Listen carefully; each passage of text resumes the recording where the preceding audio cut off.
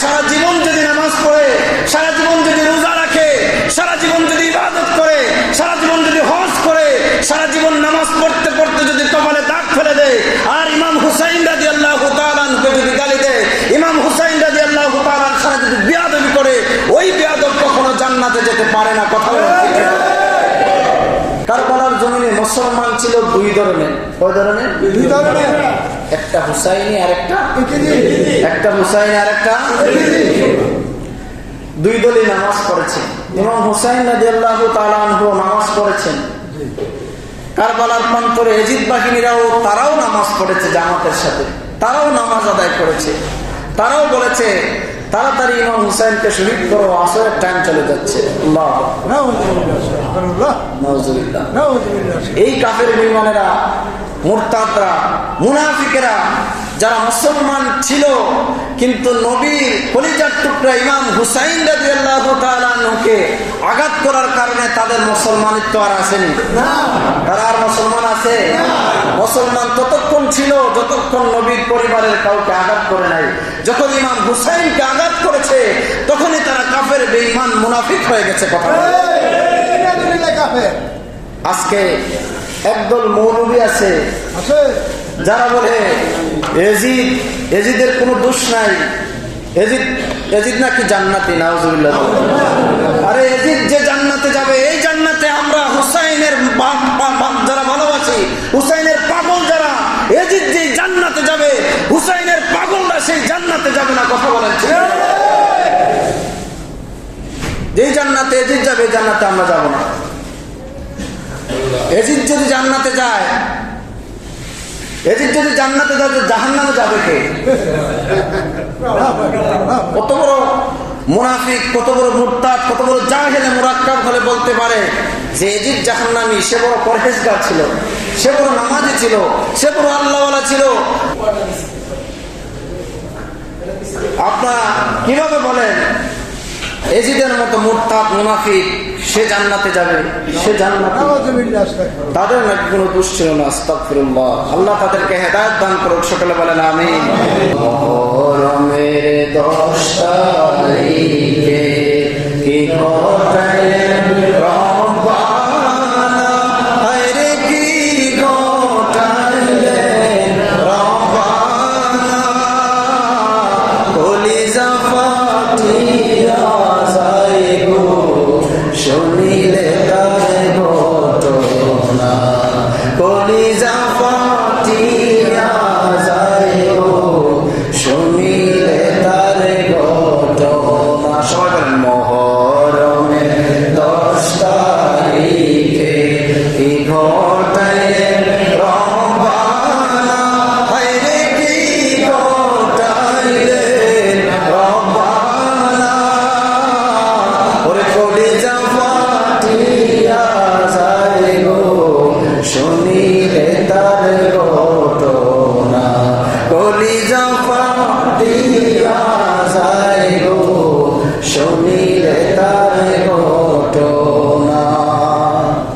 এই মুহররমের 10 তারিখে ইমাম হুসাইন রাদিয়াল্লাহু তাআলা আনহু কারবালার প্রান্তরে যখন উপস্থিত হলেন, ইমাম হুসাইন রাদিয়াল্লাহু তাআলা আনহু কারবালার প্রান্তরে উপস্থিত হওয়ার পরে তিনি ওনার সাথে সবাইকে বললেন যে কারবালার চতুর্দিকে তোমরা পরিখা খনন করো, অর্থাৎ গর্ত করো, যাতে কাফের বেঈমানেরা ঘোড়া নিয়ে আসলে এই ঘোড়া গর্তের ভিতরে পড়ে তারা সেখানেই মারা যায়। ইমাম হুসাইন রাদিয়াল্লাহু তাআলা আনহু চতুর্দিকে কারবালার প্রান্তরে চতুর্দিকে গর্ত করলেন। গর্ত করে ইমাম হুসাইন রাদিয়াল্লাহু তাআলা আনহু একটা প্ল্যান করলেন যে কাফের বেঈমানেরা আসবে এবং গর্তের ভিতরে ঘোড়া নিয়ে পড়ে তারা এখানেই মারা যাবে। ইমাম হুসাইন রাদিয়াল্লাহু তাআলা আনহু চতুর্দিকে গর্ত করার পরে ওনার সঙ্গী সাথীদেরকে বললেন, তোমরা এই গর্তের ভিতরে আগুন জ্বালায় দাও, যেন কাফের বেঈমানেরা ভয়ে এই গর্তের সাথে সামনে না আসতে পারে। গর্তের ভিতরে আগুন জ্বালায় দেওয়া হলো। কাফের বেঈমানদের মধ্যে একটা লোক ওই গর্তের সামনে আসলো। তার নাম হলো মালিক বিন ওয়ারওয়া। এই মালিক বিন ওয়ারওয়া এই গর্তের সামনে আইসা ঘোড়ার উপরে সওয়ার হয়ে আসলো আর বলল, হুসাইন, এই গর্তগুলা তোমরা খনন করেছো, তার উপর আগুন লাগাইছো। হুসাইন রে, তুমি কি জাহান্নামে যাইবার আগে জাহান্নামের আগুন জ্বালায়া দিছো নাকি? নাউজুবিল্লাহ বলেন। কত বড় মুনাফিক বলতেছে, হুসাইন তুমি কি জাহান্নামে যাইবার আগেই জাহান্নামের আগুন জ্বালায়া দিছো নাকি? ইমাম হুসাইন রাদিয়াল্লাহু তাআলা আনহু মনে বড় কষ্ট পাইলেন, মনে বড় দুঃখ পাইলেন। আল্লাহর দরবারে ফরিয়াদ করলেন, মাবুদ, ও দয়ার আল্লাহ, মায়ের আল্লাহ, এই মুরতাদ মুনাফিককে আমাকে অনেক কষ্ট দিয়েছে, তাকে তুমি শাস্তি দাও। আমার আল্লাহ রাব্বুল আলামিন সঙ্গে সঙ্গে ইমাম হুসাইন রাদিয়াল্লাহু তাআলা আনহুর দোয়া কবুল করে নিলেন। ওই কাফের বেঈমানের ঘোড়াটা হঠাৎ করে পাও পিছলায় গর্তের ভিতরে পড়ে গেল। ওই মুনাফিক আগুনের ভিতরে পড়ে গেল। আগুনের ভিতরে যখন পড়ে গেল, সঙ্গে সঙ্গে তার সমস্ত শরীরটা জ্বলে পুড়ে সারকার হয়ে গেল। ইমাম হুসাইন যেই মাত্র বলছে, আল্লাহ তারে তুমি শাস্তি দাও, সঙ্গে সঙ্গে বুয়া পাও পিছলায় পড়ে গেল গর্তের ভিতরে, সঙ্গে সঙ্গে সে জ্বলে পুড়ে সারকার হয়ে গেল। ইমাম হুসাইন আল্লাহ কত পছন্দ করতেন ইমাম হুসাইনকে। হযরত ইমাম হুসাইন রাদিয়াল্লাহু তাআলা আনহু এত সম্মানী মানুষ ছিলেন, এত দামি মানুষ ছিলেন। আল্লাহ রাব্বুল আলামিন ওনাকে এত সম্মানিত করেছেন। হযরত ইমাম হুসাইন যখন জন্ম হয়েছে, দুনিয়াতে এসেছে, ওনার দুইটা গলার দুই দিকে, ডান দিকে আর বাম দিকে দুইটা নূরের আলো আল্লাহ রাব্বুল আলামিন ফিটিং করে দিয়েছেন। ওনার জিহ্বার নিচে একটা আলো আল্লাহ ফিটিং করে দিয়েছেন। আল্লাহ নবী বললেন, অন্ধকার রাত যখন হুসাইন রাস্তা দিয়ে হাঁটাহাঁটি করতো, ঘরের বাইরে হাঁটাহাঁটি করতো, পূর্ণিমার চাঁদটা যেন ইমাম হুসাইনের সামনে চলে আসতো। সুবহানাল্লাহ। অন্ধকার রাস্তা পরিষ্কার হয়ে যেত ইমাম হুসাইনের নূরের আলো। সুবহানাল্লাহ। আল্লাহর নবীর সাহাবী হযরত সাইয়েদনা মুতি রাদিয়াল্লাহু তাআলা আনহু ইমাম হুসাইনকে দেখলেন রাস্তা দিয়ে হাঁটতেছেন, ডাক দিয়া বললেন, ও ইমাম হুসাইন, ও আহলে বায়তের সদস্য ইমাম হুসাইন, আপনার কাছে আমি একটা দাওয়াত দিলাম, আপনি আমার দাওয়াত কবুল করেন, আগামীকালকে আপনি আমার বাড়িতে দাওয়াতে যাবেন। ইমাম হুসাইন বললেন, ঠিক আছে যাব। বাড়ির মধ্যে পরের দিন যখন দাওয়াতে গেলেন, ইমাম হুসাইন রাদিয়াল্লাহু তাআলা আনহু ঘরের ভিতরে বসলেন। হযরত সাইয়েদনা মুতি রাদিয়াল্লাহু তাআলা আনহু বললেন, ও ইমাম হুসাইন, আপনার কাছে আমার একটা নালিশ আছে, আমার একটা কুয়া আছে, কূপ আছে, কুয়া আছে, এই কুয়ার পানি অনেক গভীরে চলে গেছে, আমি তুলতে পারি না। ও ইমাম হুসাইন, আপনি মেহেরবানি করে এমন একটা জিনিস করেন, এমন কিছু করেন যেন আমার কুয়ার পানিটা উপরে উঠে যায়। কূপে পানি দেওয়ার মালিক কে? আল্লাহ। আরো জোরে বলেন, কে? পানি নেওয়ার মালিক কে? দেওয়ার মালিক আল্লাহ, নেওয়ার মালিক আল্লাহ। কিন্তু তিনি চাইলেন কার কাছে? ইমাম হুসাইনের কাছে। আল্লাহ বলেন, হে রাসূল, আপনার উম্মতদেরকে জানায় দেন, তারা যখন গুনাহ করবে, অন্যায় করবে, জুলুম করবে, নফসের উপরে পাপ করবে, তারা স্বয়ং আমি আল্লাহর কাছে না এসে তারা যেন আপনার দরবারে চলে যায়। সুবহানাল্লাহ। হে রাসূল, আপনি জানায় দেন, আপনার উম্মত যখন গুনাহ করবে, ফাস্তাগফার লাহুমুর রাসূল, হে রাসূল আপনি জানায় দেন, তারা যখন গুনাহ করবে, তখন আপনার দরবারে যদি যায়, আপনি রাসূল যদি তাদের জন্য সুপারিশ করেন, আমি আল্লাহ তাদের গুনাহকে ক্ষমা করে দেব। সুবহানাল্লাহ।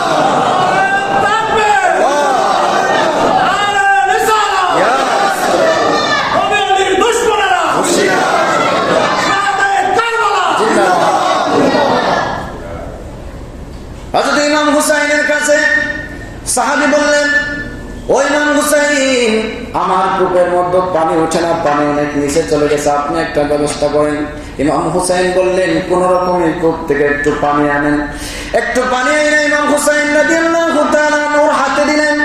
তিনি একটু পানি পান করলেন, আর একটু পানি, এই পানিটা পান করে একটু মুখের ভিতরে রেখে দিলেন।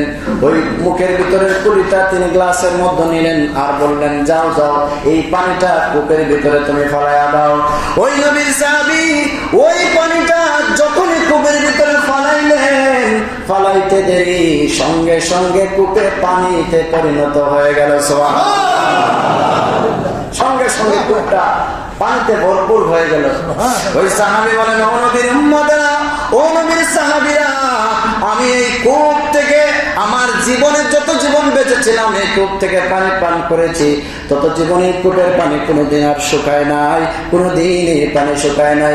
আগে যত মিষ্টি ছিল, যত মজা ছিল, ইমাম হুসাইনের লালা মুবারক লাগার কারণে, ইমাম হুসাইনের কুলি মুবারকের কারণে এই পানিটা আরো মিষ্টি হয়ে গেছে।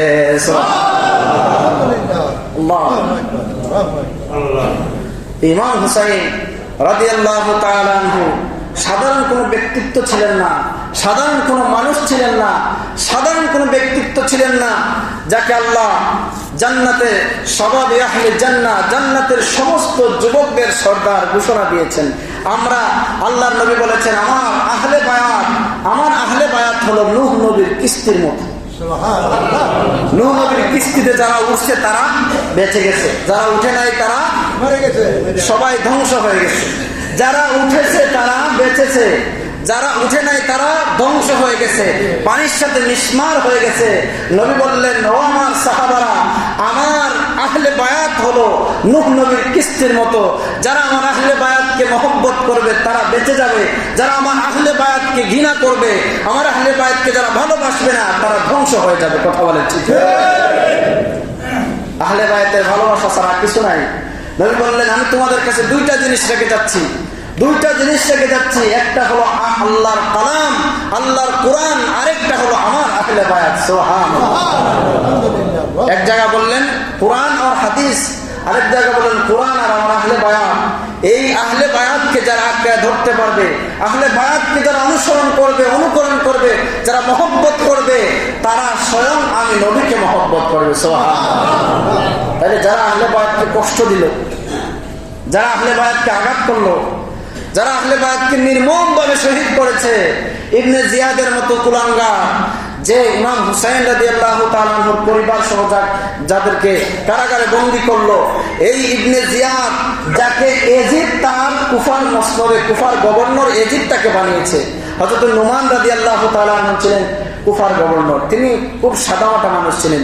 এজিদ দেখলো যদি নুমান রাদিয়াল্লাহু তাআলা আনহু কুফার গভর্নর থাকে, ইমাম হুসাইন রাদিয়াল্লাহু তাআলা কুফায় আসেন, তাহলে নুমান রাদিয়াল্লাহু তাআলা ওনাকে কিছু করবেন না, ওনার প্রতি ভালোবাসা দেখাবেন, মহব্বত দেখাবেন। এটা ভেবে এজিদ কুফার গভর্নর নুমান রাদিয়াল্লাহু তাআলাকে সরিয়ে এই ইবনে জিয়াদের মতো লম্পটকে এই এজিদ কুফার মসনদে বসালো, কুফার গভর্নর বানালো। আর সেই ইবনে জিয়াদ, সেই জাহান্নামের কুকুর, সে ইমাম হুসাইন রাদিয়াল্লাহু তাআলা আনহুকে ইমাম হুসাইন বলেছেন, এই ইবনে জিয়াদ, তোমার কাছে আমার তিনটা দাবি। এক, আমাকে এজিদের কাছে নিয়ে যাও। দুই, হয়তো আমাকে সশরীরে মদিনায় পৌঁছে দাও। তিন নম্বর, আমাকে মুসলমান কোন রাষ্ট্রে, ইসলামে কোন রাষ্ট্রে আমাকে পাঠিয়ে দাও। আমি সাধারণভাবে জীবনযাপন করবো, আমার মসনদের কোনো প্রয়োজন নাই, গদির কোনো প্রয়োজন নাই, ক্ষমতার কোনো প্রয়োজন নাই। আমি নবীর নাতি, আমার ক্ষমতার প্রয়োজন নাই, আল্লাহ আমাকে এমনি সম্মানিত করেছে। ইবনে জিয়াদ মানে নাই। ইবনে জিয়াদ ভাবলো যে শিকার যখন একবার হাতে এসেছে, সে সিনান এদের সাথে পরামর্শ করলো। তারা বললো, না না, ওনাকে ছাড়া যাবে না। উনি যখন আমাদের কাছে চলে এসেছেন, ওনাকে ছাড়লে আমাদের শিকার হাত ছাড়া হয়ে যাবে, ওনাকে কোনোভাবেই ছাড়া যাবে না। এই পাপিষ্ঠ ইবনে জিয়াদ, এজিদ, সিনান, এই সমস্ত পাপিষ্ঠদেরকে যারা জাহান্নামী বলে, জান্নাতি বলে, তাদেরকে যারা ভালো প্রমাণ করতে চায়, তাদেরকে যারা রাদিয়াল্লাহু তাআলা আনহু বলে, নিশ্চয়ই এজিদের রক্ত তাদের শরীরে আছে। কথা বলেন ঠিক? আজও এজিদ বাহিনীরা আছে না? বাংলার জমিনে অনেক এজিদ বাহিনীরা আছে না, যারা এজিদের প্রশংসা করে, এজিদের সুনাম গায়, এজিদের প্রশংসা করে। অথচ নবী বলেছেন, আমার আহলে বায়াতকে যারা কষ্ট দিল, তারা যেন স্বয়ং আমি নবীকে কষ্ট দিল। নবীকে কষ্ট দিয়া যিনি জান্নাতের যুবকদের সর্দার, যেই ইমাম হুসাইন হাসাইন জান্নাতের যুবকদের সর্দার, সেই জান্নাতে তোমরা কেমনে থাকবো? প্রশ্ন আছে না? আছে। জান্নাতে যদি ইমাম হুসাইন রাদিয়াল্লাহু তাআলা সর্দার থাকে, সেই জান্নাতে পাপিষ্ঠ এজিদ কেমনে যাবে? যাওয়ার সুযোগ আছে? সুযোগ আছে? লাথি মেরে বের করে দিবে। আর তারা বলে সেই ইমাম হাসান হুসাইন রাদিয়াল্লাহু তাআলা কষ্ট দেয়া এজিদ নাকি জান্নাতি। কখনো না। কত বড় নাফরমান, কত বড় জাহেল মুরাক্কাব, কত বড় জাহেল মুরাক্কাব হলে এই সমস্ত কথা বলতে পারে। আল্লাহ তাদেরকে হেদায়েত দান করুক, সকলে বলেন আমিন। এই আজকেও বর্তমান যুব সমাজদের ব্রেন ওয়াশ করতেছে কিছু কিছু গুমটা শায়েখরা, বর্তমান যুবকদের মাথা ওয়াশ করতেছে। কারবালার আলোচনা তাদের মধ্যে নাই, এই শায়েখদের ভিতরে কারবালা আলোচনা নাই। আপনি গুগলে সার্চ দেন, ইউটিউবে সার্চ দেন, মসজিদ থেকে বের হয়ে আমার কথা যদি মিথ্যা হয় আপনি বলবেন হুজুর আপনি মিথ্যা বললেন। আপনি মসজিদ থেকে বের হয়ে শুহাদায়ে কারবালার ওয়াজ সার্চ দেন, দেখবেন সমস্ত সুন্নিদের ওয়াজ আছে, কওমীদের ওয়াজ তেমন একটা নাই, আহলে হাদিসের ওয়াজ তো নাই। শায়েখদের, তারা কি কারবালার শান বুঝে না? তাদের কি কারবালার শান বোঝার দরকার নেই? তাহলে তারা কেন এই কারবালার শানে আলোচনা করে না, বরং তারা বলে ইমাম হুসাইন নাকি দোষী ছিল? নাউজুবিল্লাহ। এরপরেও কি আপনাদের বিবেক জাগ্রত হয় না? এরপরেও কি আপনাদের বিবেকে বাধা দেয় না যে তারা কার এজেন্ডায় চলতেছে, কার কথায় চলতেছে, কার কথা ইমাম হুসাইনকে দোষী বলে, কার কথায় এজিদকে জান্নাতি বলে? এরপরে কি আপনাদের বিবেকে বাধে না? এরপরে কি আপনাদের বিবেক নাড়া দেয় না, সাড়া দেয় না যে তারা কার এজেন্ডা বাংলাদেশে এই দেশে বাস্তবায়ন করতেছে? এই ইহুদিদের দালালরা, এই ইহুদিদের এজেন্ডা তারা এই দেশে বাস্তবায়ন করতেছে। ইমাম হুসাইনকে তারা কলঙ্কিত করতেছে। কথা বলেন ঠিক কিনা? আমরা ইমাম হুসাইনকে ভালোবেসে, নবীকে ভালোবেসে, আহলে বায়াতকে ভালোবেসে হাসতে হাসতে আল্লাহর জাহান্নামে যেতে প্রস্তুত। কথা বলেন ঠিক না? আমরা কি এজিদি না হুসাইনি? সকলে হাত তুলে বলেন, সকলে হাত তুলে বলেন আমরা এজিদি না হুসাইনি?